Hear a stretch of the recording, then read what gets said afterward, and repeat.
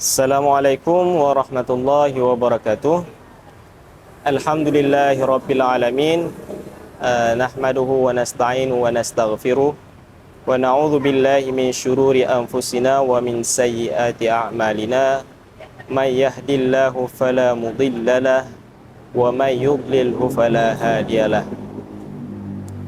Asyhadu an la ilaha illallah wahdahu la syarikalah wa asyhadu anna Muhammadan abduhu wa rasuluh la nabiyya ba'dah.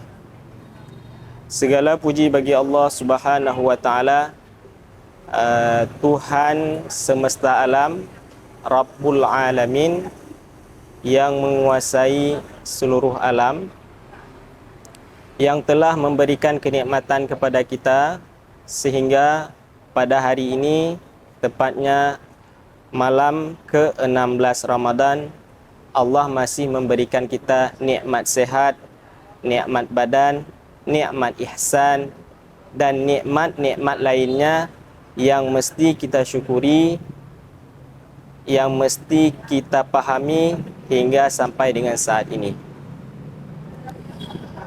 Wa in ta'uddu ni'matallahi la tuhsuha. Dan seandainya engkau hendak menghitung nikmat Allah Subhanahu wa taala, tentulah tidak akan mampu bagi kita menghitung akan nikmat Allah Subhanahu wa taala. Salawat dan salam tidak lupa pula kita sampaikan kepada Nabi besar Muhammad sallallahu alaihi wasallam yang telah membawa umatnya kepada masa yang penuh kejayaan, masa yang penuh dengan ilmu pengetahuan yang bisa kita rasakan sampai pada saat yang berbahagia ini. Rasulullah sallallahu alaihi wasallam bersabda, "Man qara'a harfan min kitabillahi falahu bihi hasanatun wal hasanatu bi asyri amsalha. La taqulu alif lam mim harfun walakin alifun harfun wa lamun harfun wa mimun harfun." Sadaqa Rasulullah fima qala atau kama qala. Di dalam hadis yang kami bacakan barusan tadi, Rasulullah sallallahu alaihi wasallam bersabda, "Man qara'a harfan," barang siapa yang membaca, "Man qara'a harfan min kitabillahi," daripada kitab Allah Subhanahu wa taala, yaitu Al-Qur'an.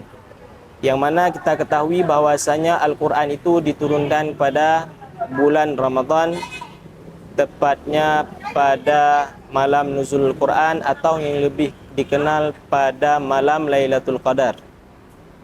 Dari mana Al-Quran itu diturunkan dari Lauhul Mahfuz sendiri ke Baitul Izzah itu tepatnya pada malam Lailatul Qadar.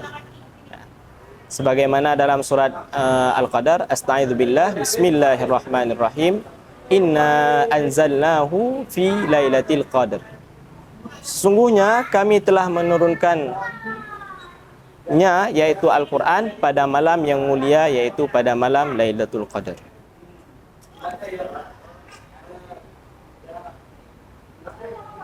Wal hasanatu bi asyri amsalha. Lanjutan hadis tersebut mengatakan bahwasanya barang siapa yang membaca ayat Al-Quran, satu huruf daripada Al-Quran itu, maka Allah akan memberikannya satu kebaikan. Wal hasanatu bi asyri amsalha. Satu kebaikan tersebut akan Allah lipat gandakan menjadi 10 kebaikan. Maka ketika kita membaca alif lam mim saja itu dengan 3 huruf, maka ketika 3 huruf itu diberikan Allah 3 kebaikan, maka Allah akan mengalihkannya dengan 10 kebaikan. Berarti setiap satu huruf ada 10 kebaikan. Sebagai contoh, ketika kita membaca alif lam mim 3 huruf, maka Allah akan memberikan kita 30 kebaikan. Apalagi ketika kita membaca dari basmalah sendiri, ya. Bismillahirrahmanirrahim itu terdiri daripada 19 huruf. Nah, apabila 19 huruf itu kita baca setiap hari, nah berarti Allah akan memberikan kita 190 kebaikan. Karena setiap satu kebaikan tadi dikalikan oleh Allah Subhanahu wa taala 10 kebaikan. La aqulu alif lam mim harfun. Aku tidak mengatakan bahwasanya Rasulullah sallallahu alaihi wasallam bersabda, aku tidak mengatakan alif lam mim itu harfun, satu huruf, walakin alifun harfun wa lamun harfun wa mimun harfun. Akan tetapi alif itu satu huruf, lam itu satu huruf, dan mim itu satu huruf. Nah, semestinya bagi kita pada bulan Ramadan ini, hendaknya bagi kita itu memperbanyak membaca Al-Quran. Sebagaimana kita ketahui sendiri bahwasanya Al-Quran itu diturunkan pada bulan Ramadan seperti yang kami katakan tadi. Ada begitu banyak kebaikan-kebaikan yang kita peroleh ketika kita membaca Al-Quran. Ketika Allah menurunkan Al-Quran, itu tidak serta-merta Nabi Muhammad mampu menerimanya. Sebagaimana kita ketahui dalam sejarah bahwasanya ketika Nabi Muhammad SAW menerima wahyu, beliau berkata, apa yang harus aku baca? Atau ada beberapa ulama yang mengatakan, aku tidak mampu membaca. Nah, sampai dengan 3 kali jawaban tersebut, Rasulullah SAW baru mampu untuk membaca Iqra bismi rabbikal ladzi khalaq, khalaqal insana min 'alaq, Iqra wa rabbukal akram, alladzi 'allama bil qalam, 'allamal insana ma lam ya'lam. Proses itu sungguh sangat sulit untuk diterima oleh Nabi sendiri. Karena seperti Allah kisahkan juga di dalam Al-Quran, seandainya Al-Quran tersebut diturunkan kepada suatu gunung, maka gunung itu akan hancur lebur, akan pecah. Karena apa? Beratnya tanggungan yang akan diterima oleh gunung tersebut untuk mengembangkan atau untuk mempertanggungjawabkan apa yang telah diterimanya oleh Allah Subhanahu, apa yang diterima oleh gunung tersebut dari Allah Subhanahu wa taala. Begitu pula dengan Nabi Muhammad. Nabi Muhammad merasa sangat berat ketika awal menerima wahyu, karena itu bukanlah sesuatu hal yang lumrah ketika pertama kali beliau merasakan. Tentu beliau merasa asing atau merasakan hal yang pernah beliau rasakan sebelumnya. Makanya wajar ketika Allah menyebutkan firman tersebut bahwa proses turunnya Al-Quran tersebut sangatlah sulit. Selanjutnya, ketika Rasulullah SAW menerima Al-Quran tersebut, prosesnya diturunkan secara berangsur-angsur sesuai dengan muqtadai hal masyarakat Arab pada masa itu, atau lebih dikenal dengan situasi dan kondisi masyarakat Arab pada masa itu.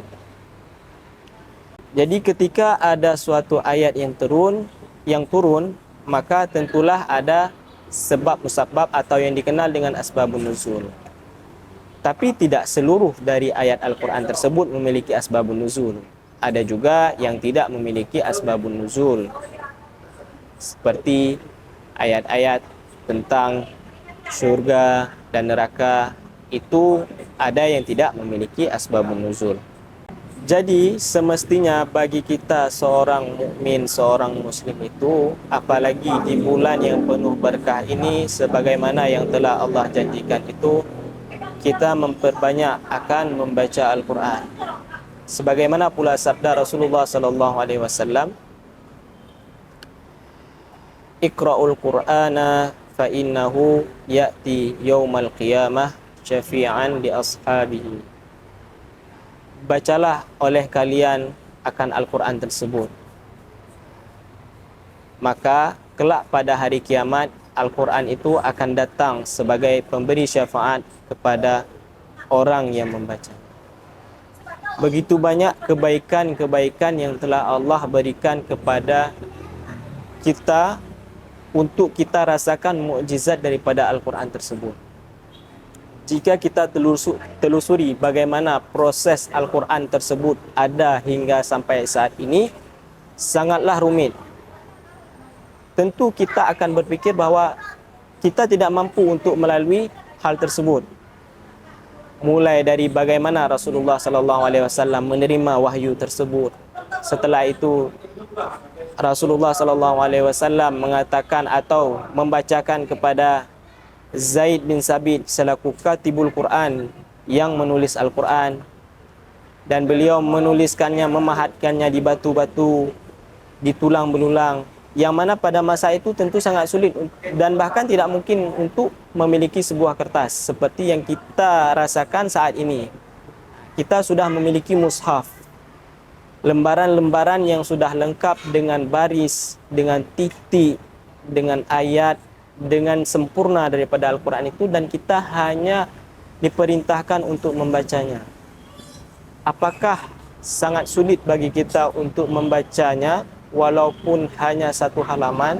Apakah kita tidak pernah berfikir bagaimana hal-hal yang dilalui oleh sahabat, hal-hal yang dilalui oleh Rasulullah sallallahu alaihi wasallam untuk mendapatkan atau untuk menjaga Al-Quran itu sehingga kita bisa merasakannya pada hari ini?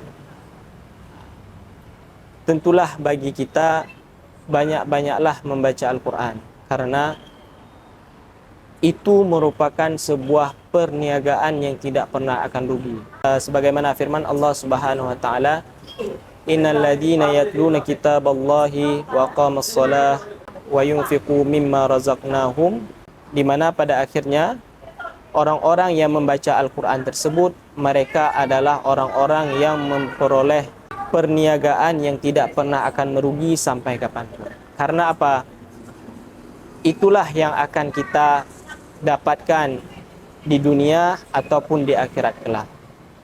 Tidak lain yang kita bawa kepada akhirat melainkan pahala, melainkan amal yang telah kita kerjakan pada hari ini, pada masa kita hidup ini. Nah, salah satunya itu dengan membaca Al-Quran, apalagi di bulan yang mulia ini. Ketika kita mampu membaca Al-Quran, maka mestilah atau sebaiknya bagi kita mengajarkan juga kepada saudara kita, kepada kerabat kita, kepada sanak keluarga kita, apalagi dari mereka yang awam untuk membaca Al-Quran. Karena apa? Itu merupakan suatu tanggung jawab bagi kita untuk mengajarkan Al-Quran kepada mereka. Tentulah bagi kita seorang mukmin itu, apalagi kita menguasai ilmu-ilmu Al-Quran itu, tentu atau sebaiknya kita menzakati dari ilmu kita itu untuk kita berikan kepada orang lain.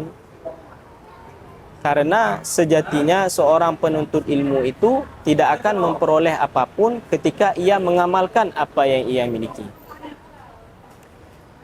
Kullu syai'in halaka illa alimun. Segala sesuatu itu celaka, apapun itu, kecuali orang yang berilmu, orang yang memiliki ilmu. Nah, makanya oleh Rasulullah sallallahu alaihi wasallam sangat menjunjung tinggi orang yang memiliki ilmu, atau sangat menjunjung tinggi orang untuk menuntut ilmu. Ketika seseorang sudah memiliki ilmu, itu tidak cukup. Jadi apa lagi yang mesti mereka lakukan? Nah, kullu alimin halaka illa amilun. Nah, bagi seseorang yang telah memiliki ilmu itu, diwajibkan bagi mereka itu untuk mengamalkan ilmu yang telah mereka miliki. Jadi ketika ilmu tersebut dapat kita salurkan kepada orang lain, dapat kita berikan kepada orang lain, nah itulah yang bermanfaat bagi kita. Karena Rasulullah sallallahu alaihi wasallam juga pernah bersabda, inna asyaddan nasi adzaban yaumal qiyamah alimun lam yanfa'hu Allahu bi'ilmihi. Sesungguhnya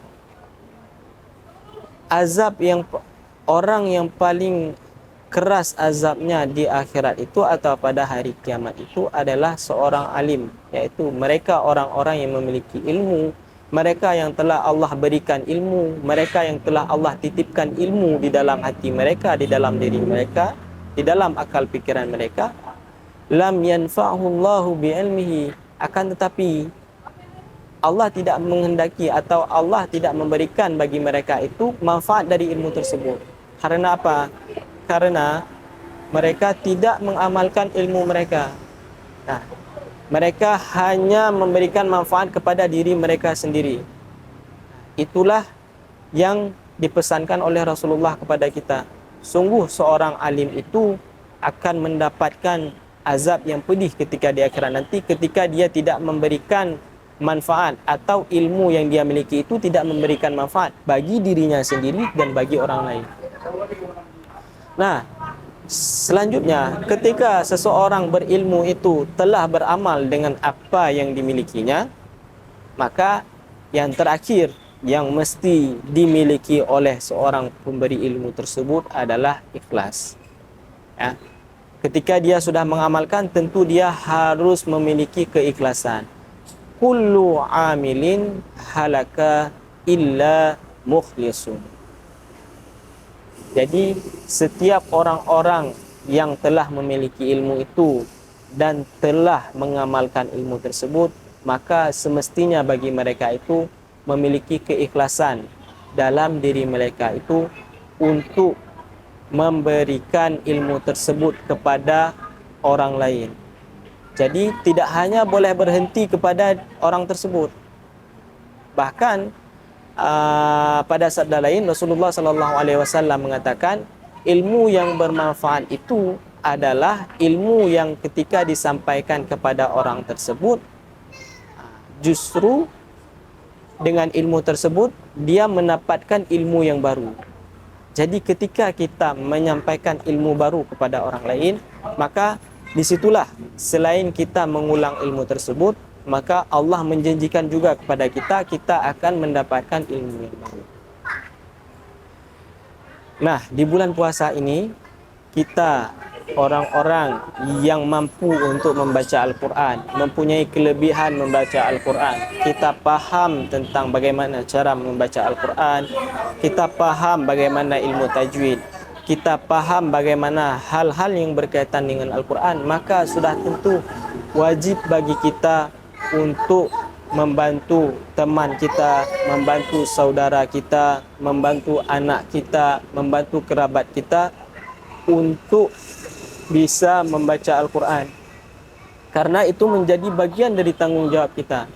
Karena kelak di akhirat nanti tentulah kita tidak ingin sebagaimana yang disabdakan oleh Nabi tadi, bahwa mereka itu adalah orang-orang yang paling keras azabnya, di mana mereka memiliki ilmu tapi dengan ilmu tersebut mereka tidak mampu untuk mengamalkannya. Maka mari kita jadikan momen Ramadan ini untuk banyak-banyak membaca Al-Quran. Selain membaca Al-Quran, kita amalkan apa yang kita miliki dari ilmu-ilmu Al-Quran tersebut untuk kita sampaikan kepada orang-orang lain. Baik, sekian dari saya. Apabila ada salah kata, mohon dimaafkan. Wabillahi taufiq wal hidayah. Wassalamualaikum warahmatullahi wabarakatuh.